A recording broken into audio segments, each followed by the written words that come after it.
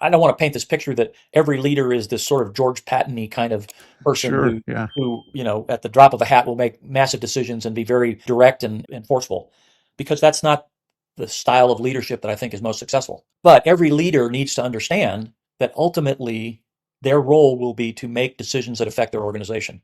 And that can be business, that can be military, that can be diplomatic. It doesn't matter. And if you don't understand that basic principle, then you often can be trapped into um, the move towards consensus as your approach because you don't want the risk. And again, this we've talked about risk a number of times. Important that young leaders understand risk and risk management and embrace risk. I mean, the world was settled by risk takers. Maybe you're unsettled, I guess the case may be. Who'd have thought Genghis Khan knew what he was getting into when he started marching west from Mongolia, basically all the way to Europe, and the risk that he was taking on and the supply lines he was creating.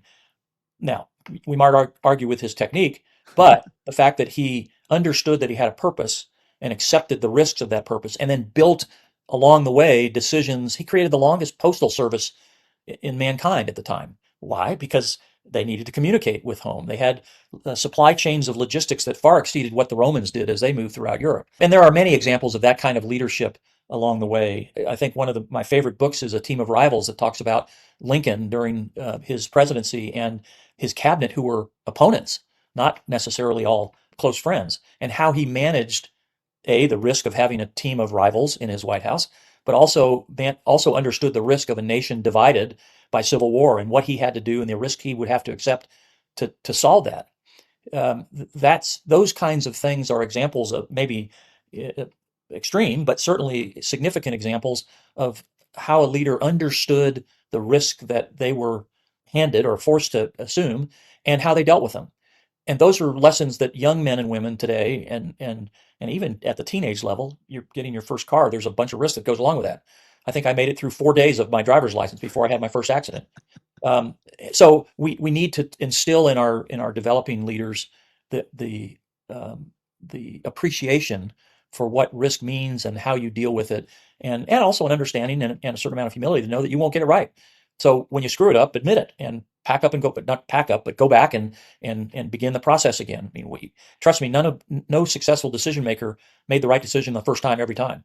Sometimes it took 3 or 4 tries before you got to the right decision. But again, having the presence of mind and the humility to understand that, oop, I missed that one. Let's go back and start over again and get it right or better this next time. Your example of Lincoln is, I think, a perfect example of showing how, I mean, clearly there wasn't consensus. It was getting different perspectives, weighing those perspectives, and then moving forward with a decision that I think it was prescient, perhaps, on his part to have that scenario in his administration, because I would say that that was a significant component in maintaining our union in the long term. Had he not done that, had he been in an echo chamber or just a bunch Yeah. of yes men, that could have been a really different outcome. Just real quickly, Yes, sir. importantly in all this is there's a personnel aspect to these as well. We pick successors in our leadership pathway. And so picking the right successors is also critical to moving forward. And if you think about Lincoln's tenure, it took him at least 4, maybe 5 generals of the army before he got to Ulysses Grant, who was arguably an alcoholic and a womanizer but an incredible strategist. Had he not chosen to make those personnel decisions, we probably wouldn't have had the Civil War turn out the way it did.